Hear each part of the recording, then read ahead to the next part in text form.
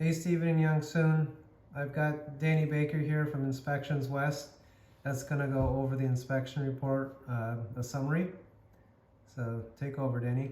Hi there. So what we're going to do here is a video review of the inspection I just did. This doesn't take place of the report. Anything in the report will supersede what I say here, but this is just a good way to give you all the information I can of the home. I'm going to go through a couple hundred, maybe 300 pictures. So I'm going to go through them kind of quick. Most of these pictures are just reference pictures for me. The home overall is in good shape. It's been well maintained. Here by the sidewalk is a cap that would be for the sewer line if somebody had to access that. A little crack in the drain line here.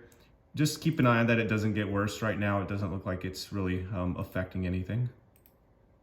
So overall the paint and caulk is good. Just a little bit of paint at this porch post, but more at the back at a post trim I'll show you. A garage door looked good. So a couple cracked trim boards. So it's pretty simple that these could be just caulked. Any cracks or openings in the siding. So I'd recommend those be sealed. Gas meter, there's a gas shut-off valve here and here. A wrench could be used to shut off gas if you had to. That's on the left side of the garage. And then this is where the dryer vents out. Little flaps open up when you turn on the dryer.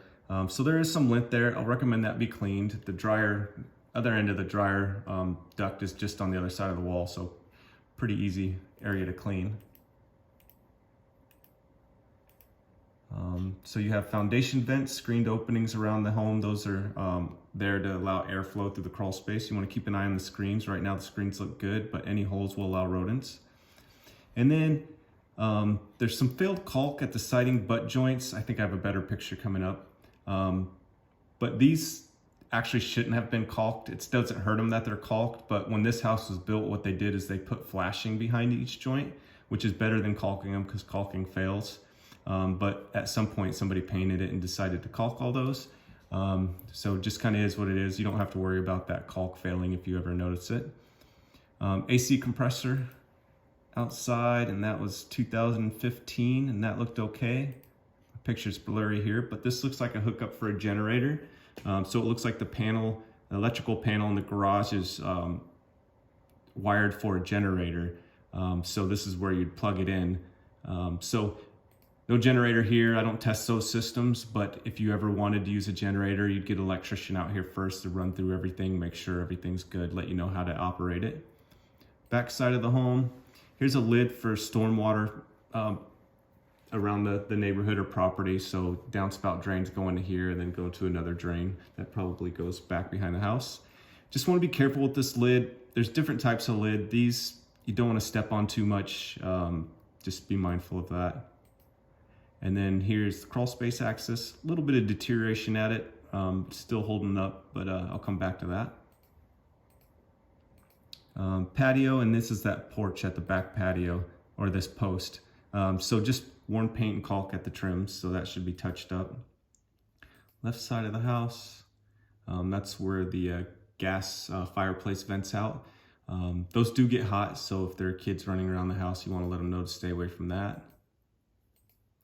And then this is a close-up picture of a siding butt joint with the failed caulk. So again, that caulk doesn't have to be there. I don't inspect sheds, a couple little sheds over there. I focused on the house and anything attached to the house, but nice little patio area there. Water pressure was a little high, but good. City water meter here, then I did find the main water shut off in the house. So this is where the city would shut off water, and there's a meter, but in the house you have your own water shut off valve to shut off water to everything. Now I'm on the roof. Nothing really to complain about on the roof. Skylights look good. A little bit of debris here and there, but overall it's pretty clean. So just typical wear of a house. What is this? 9 years? 9 years. So pretty typical wear for 9 years. Keep up with moss control. Here in Washington, we get a lot of moss growth on roofs if it's not maintained. So moss control, keep the gutters clear. Garage. A little bit of dark staining. Each side of the garage door, there's some dark stains. I'm not supposed to say mold is a home inspector, but usually these color stains indicate an organic growth or mold-like substance. In this case, if I had to guess, I would say they just kept something stored against the wall here and it kind of trapped moisture and caused that growth. Doesn't look like a big deal, but whenever I see that, I do mention it in the report. That way you're aware of it. Some people are hypersensitive to mold. Garage door opener, that and the safety features work. I can't see it in this picture, but minor cracks in the garage floor. That's pretty much every garage. And then water heater, I'm gonna have to decode it to look up the age. It's in the serial number. But if it's original, it's considered an old water heater. It looks like it probably is. So 8 to 12 years, typical service life of a water heater. So it's working, it looks good, but it is considered old. And then furnace, the original furnaces typically last longer than water heaters, so it's fine as far as age goes. High efficiency gas furnace with AC. I don't see recent service records, so it's pretty standard protocol for me to recommend servicing. So I will recommend service of the HVAC system. Right above the furnace is an access to the filters, and those look good. The electrical panel. So this contraption here is part of the generator system. It's a lockout, so that way if you turn this off and you turn on the generator, you can't turn on the home's power and have the generator power at the same time. So again, before you ever try to hook up a generator, you get an electrician to run through everything with you. Other than that, the panel looked good. Headed upstairs, started with the attic space. There's an access in the laundry area, and pretty limited inspection of the attic because they have so much insulation and ductwork that it's not really an attic you can get around in unless you really had to go up there for some reason, or a contractor had to go up there. So I don't crawl around in these attics because if you step in the wrong spot, you could do some damage, or you can damage the insulation, which needs to be light and fluffy. Now I'm in the primary bathroom. So the door to the toilet room is a sliding door, a pocket door, and the latch mechanism just isn't catching. So that could be adjusted. Laundry area, not much to talk about there. Primary bathroom.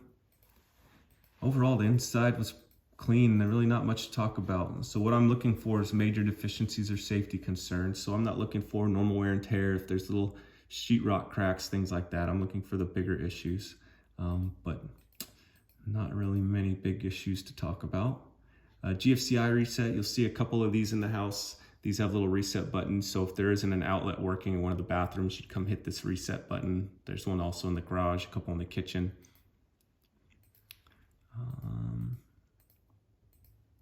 Just pictures. We have smoke and CO detectors everywhere we want them.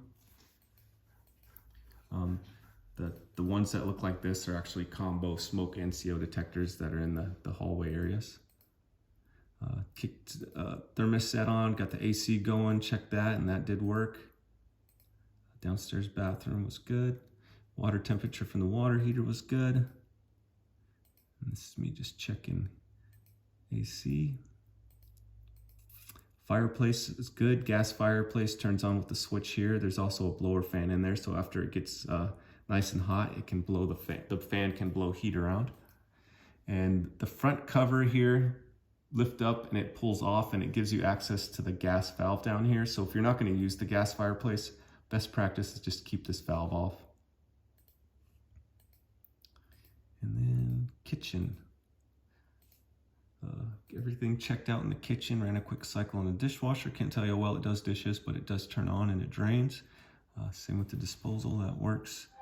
And then this is the lower level bathroom. So this is the closet right next to the bathroom. So right around the corner right here is where the main water shutoff valve is. So important to know where that's at. Keep it available or accessible. That way if there's ever a leak or something and you got to turn off water, you can do that there. And now headed to the crawl space. And not much to talk about down there. It looks really good. There is evidence of rodents. So saw a few droppings down there. Most of it looks green, which means somebody's been poisoning them. So not a lot of evidence of infestation. Sometimes I find everything destroyed. But I did find an area where it looks like they've been chewing up insulation from the pipe insulation. So I'll mention evidence of rodents, be proactive with control. And doesn't look like they've done any major damage yet, but controlling them will prevent that. And that was it.